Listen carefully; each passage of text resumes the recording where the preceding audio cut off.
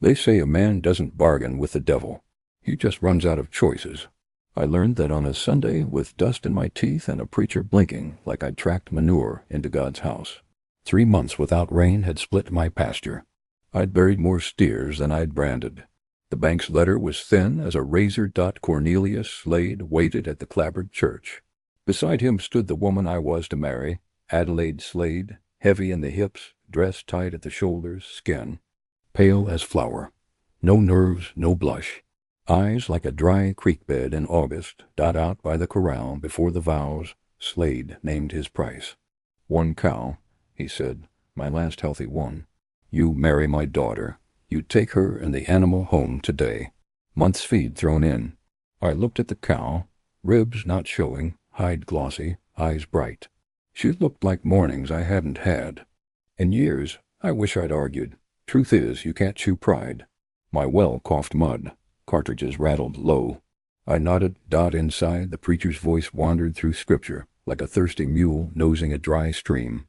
I watched my boots, the nail I'd driven through the heel, to keep the sole from sliding off, and when I looked up, Adelaide was already staring, not asking, not offering, measuring. Do you? The preacher asked. I said yes, because the cow outside had breath you could see in the heat, and because the word felt like picking up something too heavy and carrying it anyway. Her hand in mine was warm and strong, stronger than I expected. Slade exhaled. A deal, signed and vows. On the steps, he pressed the bill of sale into my palm. Treat her right, he said, eyes on the animal, not the woman. Adelaide watched me fold the paper, and the corner of her mouth curled. Not a smile, something that understood more than I did. We rode home with the cow roped behind the wagon, hooves kicking up little puffs. The world was glare and alkali. Adelaide sat beside me, hands folded. She seemed to be listening for a sentence I hadn't said yet. That calm of hers, at first I thought I could live inside it, like a room out of the sun. But it wasn't shelter. It was a locked drawer. At my gate, 2 warped posts. I felt relief and grief together. My land, my dust, my shame. I helped her down. Her fingers pressed my wrist a heartbeat too long. Thank you, she said. Not shy, not sweet. Certain. Showed her the cabin 1 room. Roof ticking in the heat. A bed built from 2 doors. A shelf of cracked dishes. Sacks of corn like tired pillows. It ain't much, I said.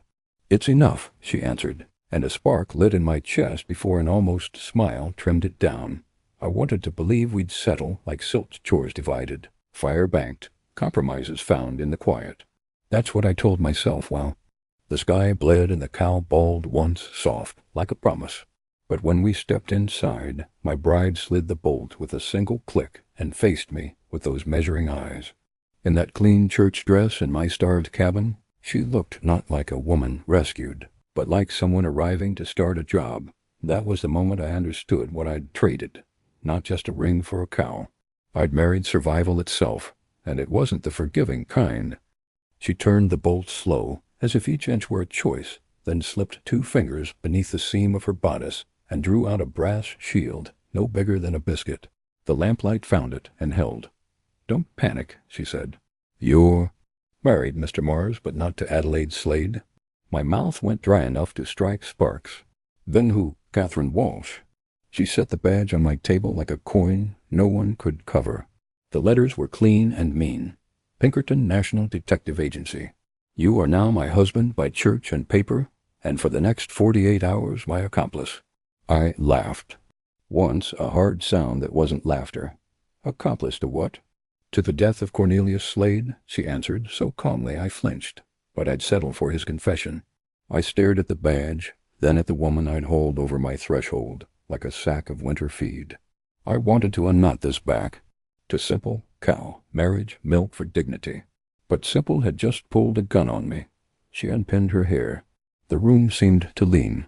Beneath the heavy dress she wasn't soft so much as coiled. I took the name Adelaide, she said, because the one he killed was Adelaide. Adelaide Quinn, my sister. The word sister walked through me with muddy boots. Slade killed her? With a ledger and a lawman, Catherine said. He led her with false notes, then called in Marshal Brandt to make it legal. When she wouldn't sign over the water rights, she was found fallen from the loft. bruises like fingerprints. Brant stamped the report and rode off with the bottle. The lamp hissed in the silence. I could hear my cow shifting outside, bumping the rail, life-breathing. "Why me?" I asked. "Why pick my name for your ring?" "My sister spoke of you," she said. "A man who gave her a drink when Slade's foreman kicked her bucket. A man who told her she could come by for seeds if she needed. She took to saying that Ezekiel Mars isn't afraid of being kind, and I needed a man who could stand upright in a crooked room. I paced once, twice, trying to find space in a one-room life. Marriage isn't necessary to kill a man. It is to get under his roof without stirring his hornets." The badge winked. "Slade thinks he traded a cow for a leash. He'll invite us to supper before he yanks it. I'll be in his house. I'll find what he keeps close." "And if you don't?" I asked. "Then poison," she said simply, and from her carpet bag she drew a small blue vial that caught the flame and smiled. Saw a line I could step over and not come back. I saw the bank letter. I saw my well. I saw a woman shaped by grief into a blade.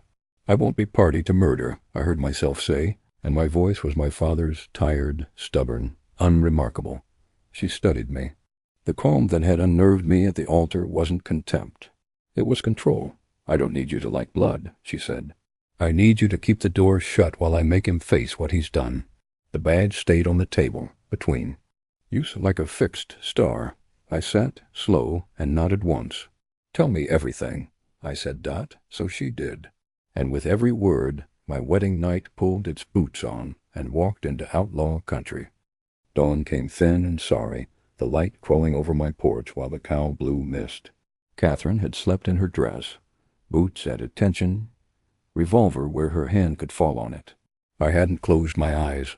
Before the lamp died, I poured the blue vial into the ash bucket and refilled it with creek water touched by a rasp of soap and a whisper of whiskey, just enough bite to fool a quick nose. It felt like treason, but so did letting a woman make herself into a bullet. "We go at mid-morning," she said, lacing up. "Slade throws a feast when he buys a soul. Kitchen doors will be flapping. I can be in his study and out before anyone. Name's the soup." "Study? Later?" she said. "First I doctor his brandy." She held up the vial. The scent of it made a small bright sound on glass. "I won't be party to killing." I said. "You already are," she answered. "You said I do." By the time the sun climbed, we were rattling toward Slade's place, the cow trailing, dust rising like a prayer for rain. The big house sat white on the flat, porch wide, windmill ticking. Men hammered stakes, women hauled pans, a keg rolled past like a fat soldier. Slade tilted his hat. "Son, Adelaide," he boomed, triumph cooling the syllables. Catherine squeezed my wrist, "Play along," and let him kiss the air near her cheek. The party swallowed us. I marked doors, windows, habits. Catherine drifted. Kitchen ward, then vanished. When I found her at the study, she was ear to the jam. The room emptied. We slipped inside.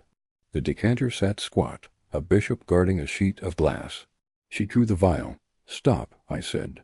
"Out of my way. It's water." Her eyes were coins that had been through a fire. "What did you do?" "What I had to," I said. I poured it out.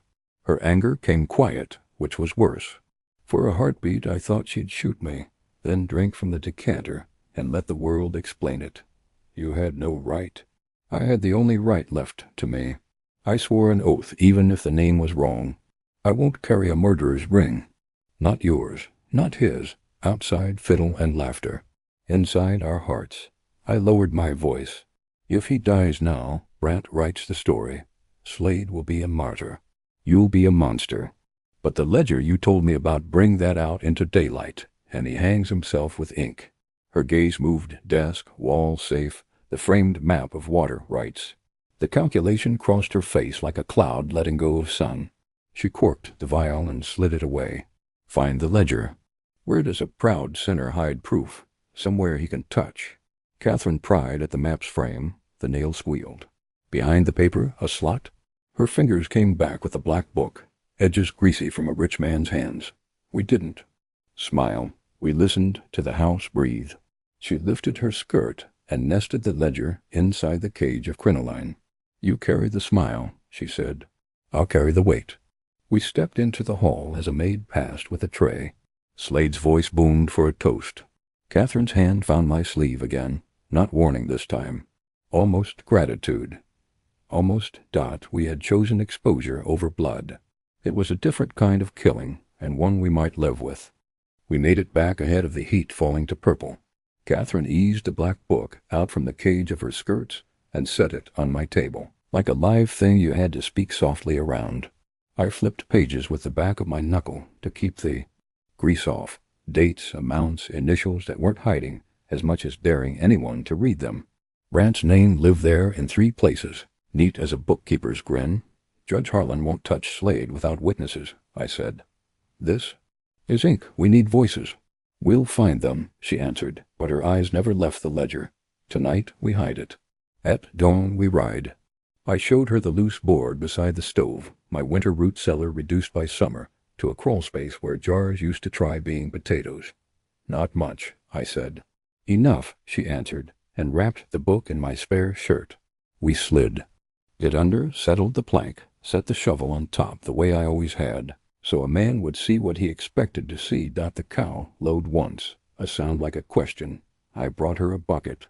"I'm calling you Maybelline," I told her, "because names make burdens stay." When I came back inside, Catherine was testing the trap with her boot heel, eyes scanning for tells. She breathed out. "He'll come," she said. "He's too proud not to." He did. Hooves started as a rumor and arrived as thunder rolling. A dust wall in front of it. I looked at Catherine. She looked at the floor. "Go," I said. She kissed 2 fingers and touched them to my sleeve, a soldier's benediction, then slid into the dark. The board closed. The room became just a room again, except my pulse was hanging from the rafters. Men spilled into my yard. Horses lathered. Gun belts riding low. Slade swung down slow, hat cocked to throw shadow where his eyes should be. Marshal Brant wore his star like a dealer wears a ring you can only win by cheating. 4 riders fanned left and right, making a frame for the picture of a man they meant to break. "Evenin', Mr. Mars," Brant called, voice chewed and spit polite. "We got ourselves a matter of law needs tending." I stepped onto the porch, with the shotgun cradled easy, muzzle tilted toward dirt and daylight. "Law travels funny after dark," I said. "What matter?" Slade folded a smile around his teeth. "That woman you hauled out of my church, she ain't my kin. She's a thief who stole my daughter's place to rob me blind. We aim to fetch her and the paper she took." "You're welcome to fetch your pride," I said. "But if you mean to step through my door, you'll need a warrant with the judge's hand and a county seal. Otherwise, you're just men with guns on another man's porch." Brant's face did a slow thing, like he'd tasted a lie he couldn't swallow. "Territory statute gives me right to pursue felons where they flee." "Felon?" I asked. "You got a name on a page says that. Read it to me and I'll pour coffee while you spell it out." He glanced at Slade. Slade's jaw ticked. The riders shifted, leather creaking like bad thoughts. "We don't require your permission," Brant said finally, and took 2 steps he hadn't earned. I slid the safety and raised the barrel, just enough to prove I knew how. "You set a boot on my threshold, Marshal, and the law you brought becomes a trespass you can't unmake. You want a body on your hands tonight, or do you want to come back in the morning with that piece of paper you're so sure exists?" Silence opened like a trap. A cricket tried bravery and failed. Somewhere under my feet, a board held its breath. Slade's voice softened. "Son, I traded you a cow and a future. Don't waste both." "You traded me a debt," I said. "The future I'll make myself." Brant lifted his chin toward his men. "Spread out. Watch the windows." They obeyed, not eager men who'd seen a porch turn into a gallows too often. 2 took the back. 1 posted near my well and spit in it for punctuation. I kept my face still. The sky worked the sun down to an ember. "Last offer," Brant said. "Hand her over now. Save yourself the boards we're apt to break." I looked him up and down like measuring fence posts. "You bring a warrant," I repeated. "I'll open my door as wide as the Lord's. Till then, you can holler to the moon." He stared. Something passed over his eyes, not doubt, but arithmetic. "Fine," he said, making the word into a nail. "We'll wait. Judge rides early." They tethered their horses and settled like bad weather. I sat on my step with the gun across my knees and my back to the door I was becoming. I could feel Catherine below me like a heartbeat under a palm. Every minute I bought was a life measured in seconds. I would not let the ledger breathe air tonight. I would not let them see her. "Long night," Slade murmured. "Good," I said. "I've had practice." Midnight settled on my yard. The men outside turned into shadows. Brant smoked on his horse. Slade walked with a torch, tracing my fence as if fire could redraw what he owned. He stopped at my hay, touched flame to a straw. It hissed and died. He smiled and lifted the torch toward my thatch. "Don't need a warrant to keep a man warm," he said, "or to burn his house."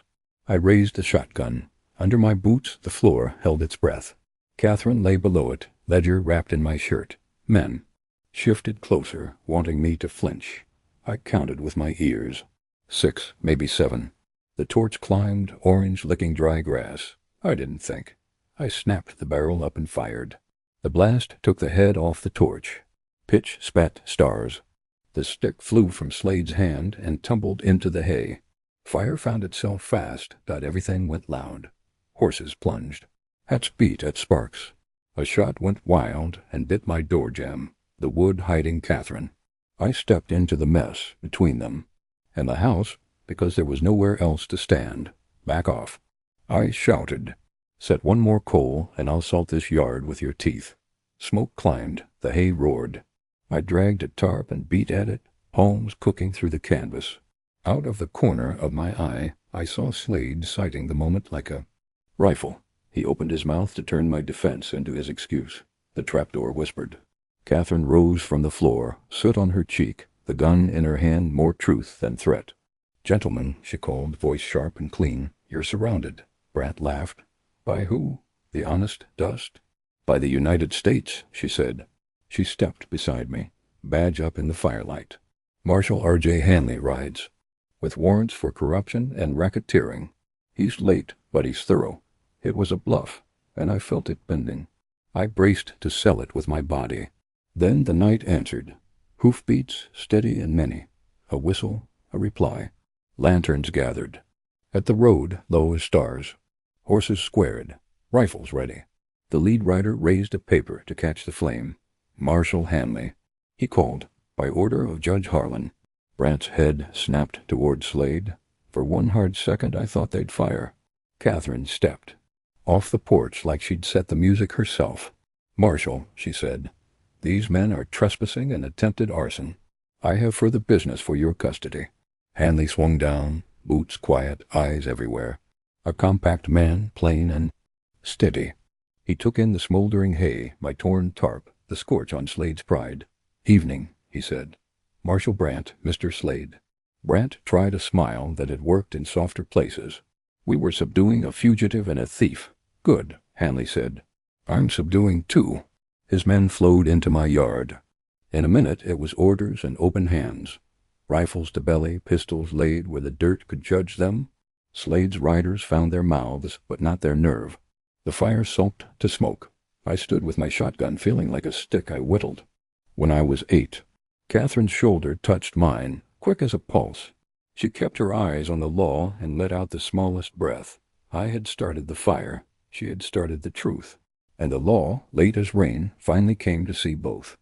Marshal Hanley didn't speak like a man who needed echoes. He moved through my yard, touching the scene with his eyes, laying it out in his head the way a carpenter reads grain. "Guns down," he said, and men who wore pistols like parts of themselves suddenly remembered they had fingers. Brant showed his teeth. "You got warrants, Hanley?"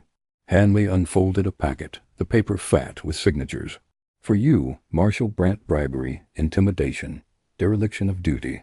For you, Mr. Slade, fraud, extortion, conspiracy to deprive citizens of water by means of forged liens." He didn't push the words. He set them down where they'd be stepped on. "We'll take you polite or we'll take you loud." Slade laughed from the throat, not the belly. "You going to hang me with paper? Where's your witnesses?" "Some dry farmer and a woman in a stolen dress." Catherine stepped forward. Soot blacked one cheek like war paint. She didn't hold the badge this time. She held our black book.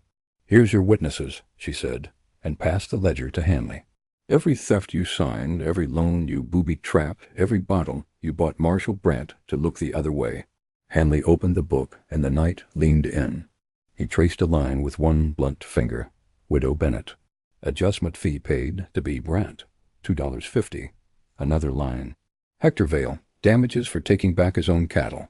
He looked up at Slade like a man measuring a post and finding it short. "You signed these, Mr. Slade." Slade shrugged, like signatures were weather no one could be blamed for. "Accounting. Not a hanging offense. Maybe not a loan." Hanley said, "But you add voices to ink, and it turns gallows black." He lifted his chin. "Anyone here got a voice?" You could feel a fence the town had leaned on for years finally rot through. A skinny boy I knew from the livery Tommy Pike stepped out, cap crushed in both hands. "Mr. Slade told me to switch brands on 3 calves and say they wandered. When I wouldn't, Mr. Brant slapped me and said he'd jail me for lying. I hadn't done yet." A woman with dishwater on her apron, Mara Vale, came next, chin trembling but steady. "He said we owed him for the ditch we dug ourselves. Took our seed and left us a paper that folded our land into his. From the edge, an old clerk I'd seen in Slade's store, Jesse." Crow shuffled forward with a stack of carbons his boss thought too faint to matter. "I kept copies," he whispered.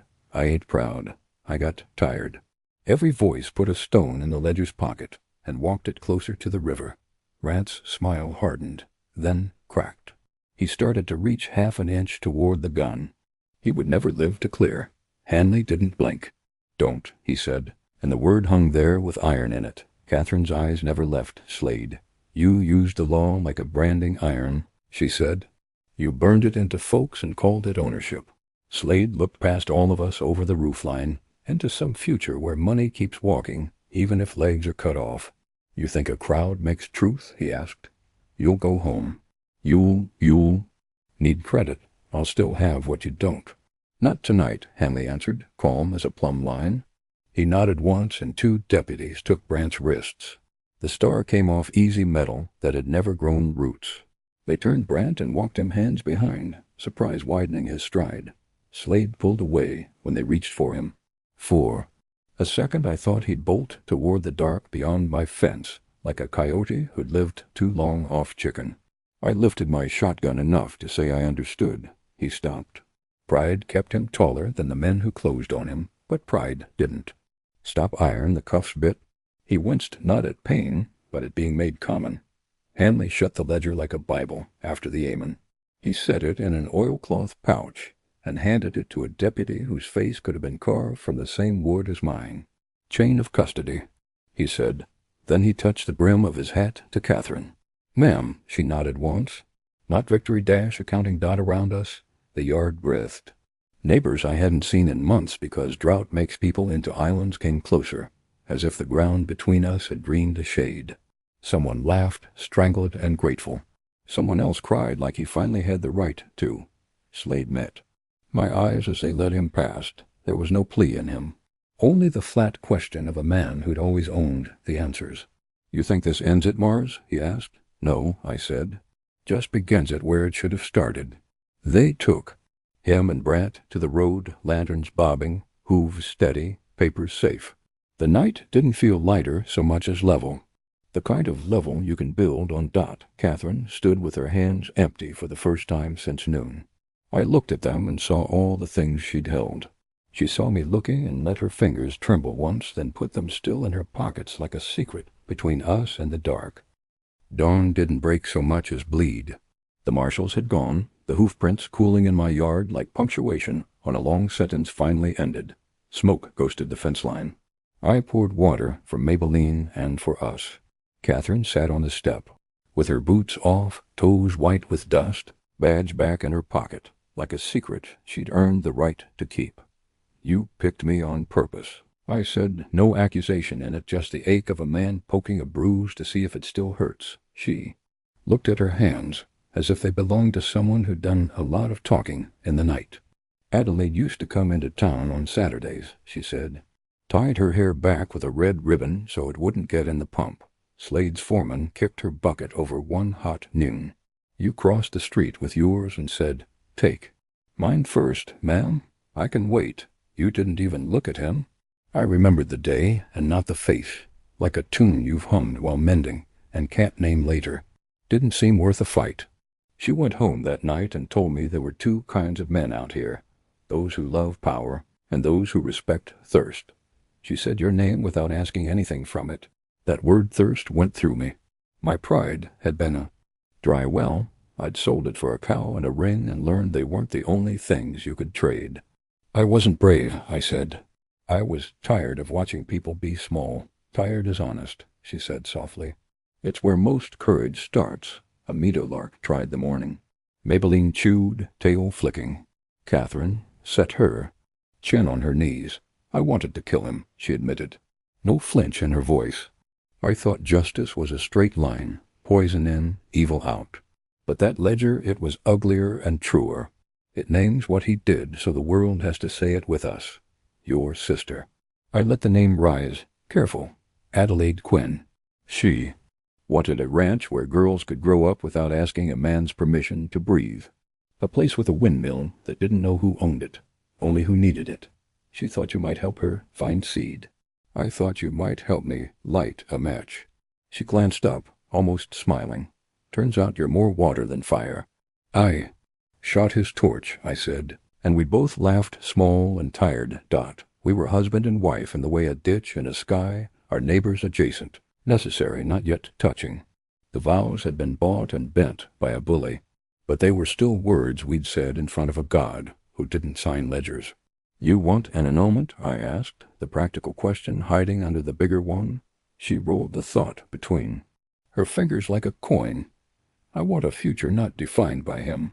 Paper that isn't stained. Work that doesn't ask a woman to become a weapon, to be believed. She looked at my hands. Do you want me gone? I looked at the cabin I'd built with grief for lumber and stubbornness for nails. I looked at the pasture, crusted and patient. I looked at Maybelline's flank, warm and alive. I want a well that draws, I said. Fences that keep calves in and corruption out. A kitchen table with 2 cups. A name on the gate that isn't his. She nodded slow. Then let's make it Adelaide's gate, she said. Not because she's dead, but because she dreamed first. The sun pushed a little higher. Somewhere over the horizon, Slade sat in a lockup telling himself money could still open doors. Maybe it would, later. But today belonged to people who had to do their living in daylight. We'll be poorer than yesterday, I warned. The cow gives, but not miracles. Miracles are just work with better stories, she said, standing. She slid her hand into mine. No claim, no surrender. Teach me the fences. I'll teach you how to file a claim without getting skinned. We'll split everything but our spines. We watered the beans. We patched the roof where the stray round had dug a splinter. We wrote a letter to Judge Harlan naming folks who'd want to testify again when the fear wore off. When we stopped for coffee that tasted like smoke and hope, Catherine traced a circle on the table with her finger. Adelaide said you weren't afraid of being kind, she murmured. I am, I admitted. But I'm more afraid of what I become when I'm not. Her eyes warmed. Good, let's build the kind of place that keeps us honest. Weeks later, the wind remembered how to move. Not rain yet, but the sky softened, and mornings didn't taste like ash. Maybelline found green between rocks the way faith finds a crack in fear. Her milk came steady. We shared it. Neighbors brought eggs and thyme. Judge Harlan's riders came with a wagon of paper and a chest of seized coins. Not charity restitution. Widow Bennett got her deed, Hector his calves, the Vale's seed that rustled like rain. They left an envelope with my name, too. Enough to buy pipe for the well, nails for the roof, and 2 plain heifers. Catherine Reed. The papers on the porch, turning legal into human. She smiled when Mara Vale gripped her hand and said, I thought I was crazy. Now I know I was robbed. Catherine said, maybe both. Let's plant anyway. We set fence posts in dirt that argues. Took turns at the auger, blister for blister. At noon, shirts stuck to our backs. We shared a tin cup like a vow. I built a second shelf because 1 cup had become 2. At night. We spoke Adelaide's name without breaking on it. We sketched a windmill that wouldn't care who needed water. Catherine pinned a ribbon to the wall, a red strip faded by 100 suns, and said she'd tell me to stop making altars and start making rows. So we made rows. Beans, squash, a stubborn band of alfalfa, like Hope, shaved short. Word came that Brant had pled and would spend years filing papers he used to throw away. Slade sat trial with his jaw clenched against the idea a town could tell him no. I didn't go. I had posts to set and a life to put back where I could reach it. Justice happens in rooms. Living happens in fields. One evening a dusty girl rode up leading a steer calf she couldn't keep. Her hat was 2 sizes too big and her courage fit perfect. I heard this gate belongs to Adelaide, she said. Reckon it belongs to anyone who needs a start. We traded her feed and a day's help mending fence. When she rode out at dusk, Catherine watched the road and said, "That's the ranch." That night we sat while the sky tried on stars. "We never fixed the vows," I said. "We're fixing them every day," she answered. "A promise is just a job with God for a foreman." I took her hand, not as a claim, as a partnership. "Adelaide's gate," I said. "Adelaide's gate," she echoed. We set 2 boards on posts and painted the name slow. The paint bled but looked right in the sun. Now, Maybelline lowed in the dark, satisfied and simple. Tomorrow will come mean or kind according to weather. We'll meet it honest, with ledger lines that match the work and a gate open to the thirsty. A cow for a bride had sounded like shame. Turns out it was a dowry from the future to the people who stayed. This is the final part.